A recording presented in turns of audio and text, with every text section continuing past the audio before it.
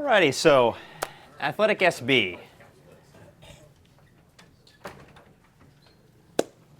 So AthleticSB is software that we started developing in 2020. It's kind of a way to, we realized the problem that I think a lot of timers realize, which is, okay, well, you have these display boards, you want to put something on them, but what do you put on them? And what software is available? And is there just some way to kind of pop something up easy on the board? And what we found is that didn't seem like it was the case with what was in the market right now. So we thought, well, can we just have something that I can kind of go to any meet that has any display board, whether it's my display board or I'm going to some indoor complex somewhere or some outdoor track that they've got a Daktronics board up there and the coach says, hey, you know, can you use that? Is there some way where you can show up on the day of, pop something on a screen, and have it work?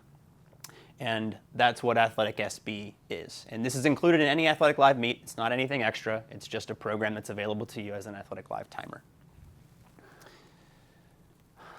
In building this, we wanted to keep the kind of the local data mindset where I've got a big internal network, I've got a bunch of different scoreboards, and I need to send data locally. Most of the scoreboards have that capability. But we also wanted to think about, well, if I don't have all the equipment for a local network, or I just have, there's a board right there, and I can just install AthleticSB and grab data. We wanted to allow that too. So right after this, we'll take a look at some of the different kind of boards that are available, but the thought process is eventually to allow every single template and layout that we have to work either locally or online. So it meets your needs whether you're at a very large meet with a huge local network or you're at a dual meet where you want to just put something on a screen for somebody. And thinking about the ease of use of AthleticSB, it's great that in other programs you can completely customize a layout and make it exactly the way you want it. But that also takes a lot of time, and it takes forethought. You need to know what the dimensions of the screen that you're going to be at are. You need to know what you want to show, and you need to know how to bring that data in. So instead of taking that route with AthleticSB, we've taken the route of, hey, we kind of know that at a track meet, there's going to be a certain number of templates that display data in a certain way. Let's make those templates and then allow them to be customized for whatever color scheme, whatever place you're at, a big facility, and make that easy to do. So I can pop something up and then I can change some colors, really personalize it. It looks like it took a lot of time, but it didn't. And these are the 6 different kinds of boards we have right now. At the top, let's see, top left, is the live track standings board. So that is a typical data that's coming from Finish Links. You've got a scoreboard in Finish Links, and it's sending locally over a local network. And you'll see that these have an L or an O next to them. At this time, these boards are available either locally or online or both. And like I said, the goal is eventually to make them all available online. That single result board, we found that looks really good if you've got a scoreboard right at the finish line. It's showing one person at a time, showing a big mark, and scrolling through. There's a live time board. So and this one is I think it's the newest one, and we're still doing some work on it. But right now, it's just simply allows you to display time from Finish Links. There's a compiled standings board, and this is an online-only board at the moment. This will show either real-time standings or final results from AthleticLIVE. So say you've got athletic field going on a high jump, and you want to show standings of the high jump as people are typing marks in. You'll pull up a compiled standings board, select an event, and then as marks are made, those standings will be able to update. And same thing for final results. If the event's over, you want to just show how the boys 60 did. You do the boys 60, and it'll show those final results. We're not in cross-country season, but this one got a lot of use in cross-country season. This one at the bottom middle, this XC summary board, this works both locally and online. You have the option. There's a bunch of different kind of customization options, but it does show individual results and team results at the same time.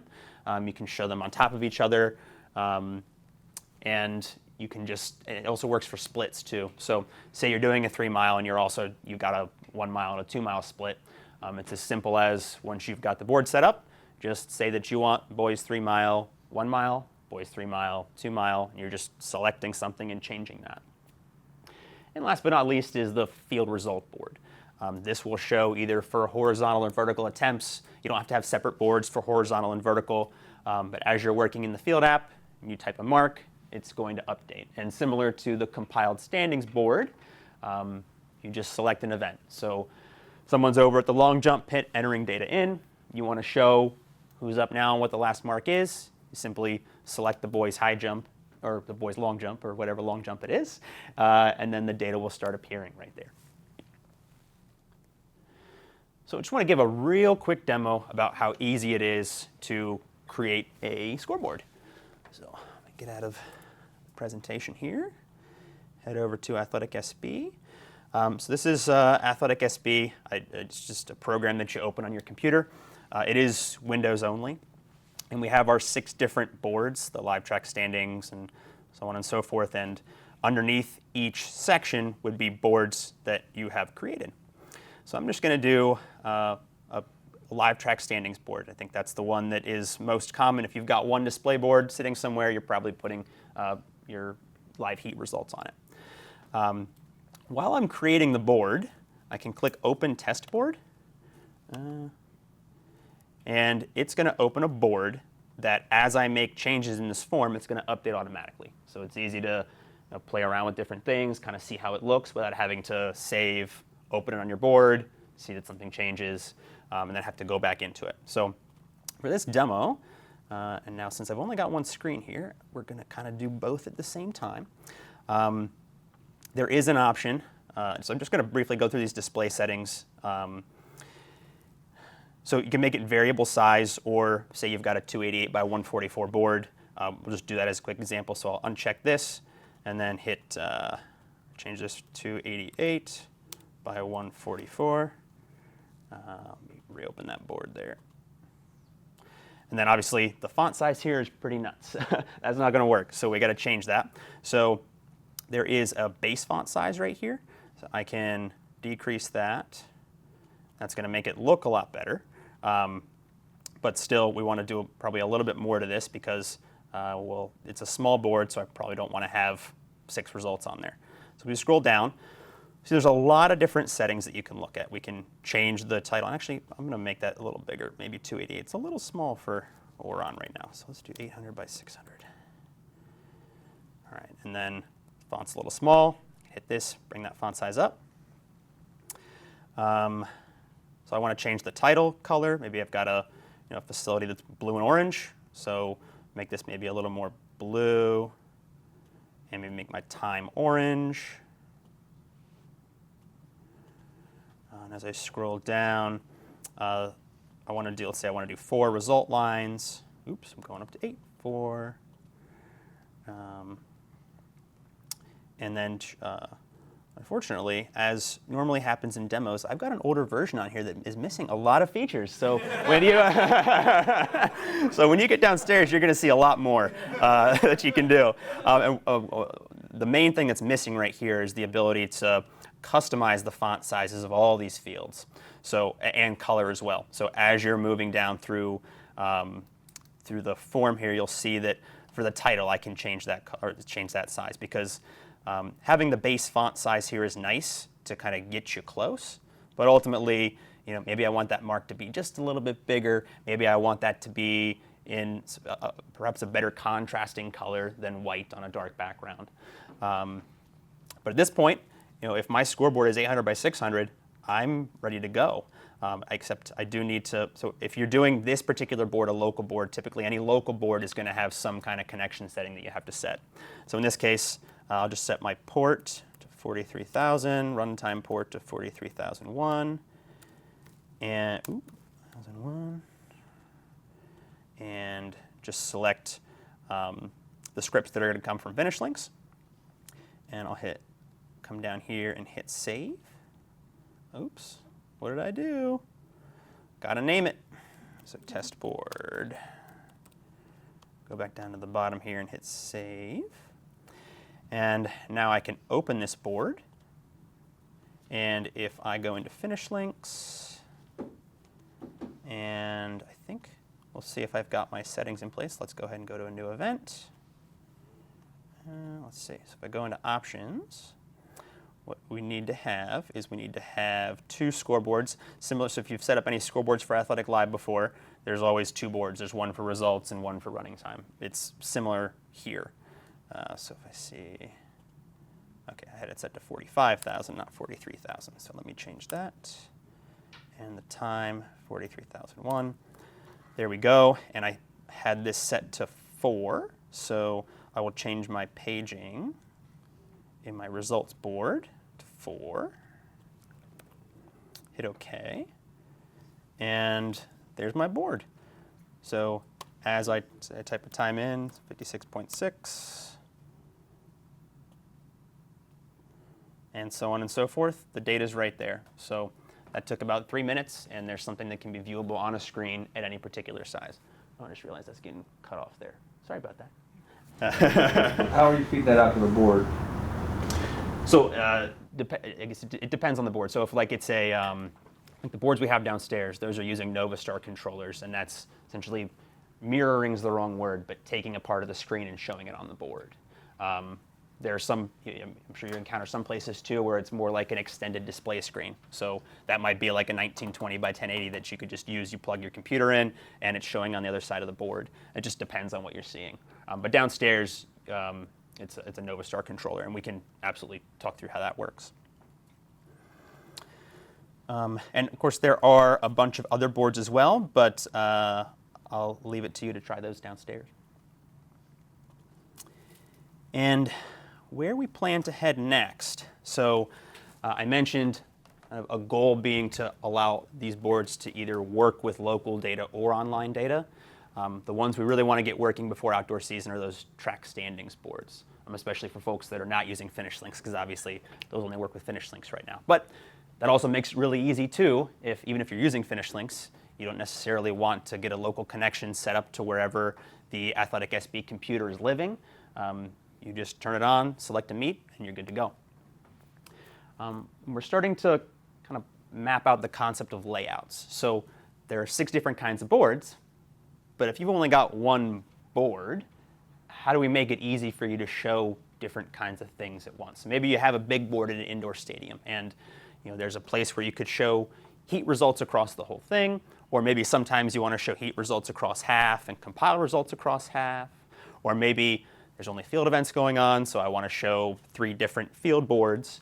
We're kind of hashing out concepts to make that very easy, because if you're timing a meet, you don't have time to go over, push a bunch of buttons, turn a bunch of boards off and on. It needs to be kind of a one-click thing. And the next board types that we're thinking about are one that's a next heat on the track.